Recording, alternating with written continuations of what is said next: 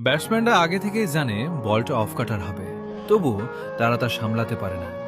Cricket বিশ্বের সেরা ব্যাটারদের জন্য মুস্তাফিজুর রহমান এক অমীমাংসিত রহস্য।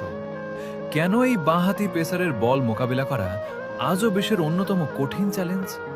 চলুন দেখে নিই। মুস্তাফিজের পেস এবং স্লোয়ারের গতির পার্থক্যের মধ্যে লুকিয়ে থাকে তার আসল জাদু। কোনো বল ১৩৫ কিলোমিটার গতিতে আসে, আবার ঠিক পরের বলটি ১১৫ কিলোমিটারে। ব্যাটসম্যানের টাইমিং পুরোপুরি এলোমেলো করে দিতে তিনি সিদ্ধহস্ত। কাটারগুলো পিছে পড়ে যেভাবে টার্ন করে, তা যেন অদৃশ্য কোনো শক্তির খেলা। সময় বদলেছে, মুস্তাফিজও নিজেকে বদলেছেন। শুরুর দিকে সেই দুরন্ত গতি থেকে নিজেকে রূপান্তরিত করেছেন একজন ডেথ ওভার স্পেশালিস্টে।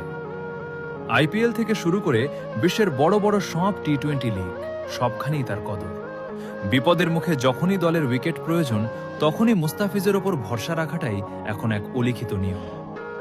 এক হাতে মুস্তাফিজ, অন্য হাতে বাংলাদেশের বোলিংয়ের ভরসা।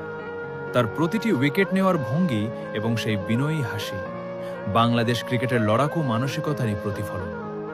মুস্তাফিজ মানেই কেবল একজন বোলার নন, তিনি প্রতিপক্ষের ব্যাটসম্যানদের জন্য একটা পুরো ইনিংস জুড়ে এক কঠিন পরীক্ষা।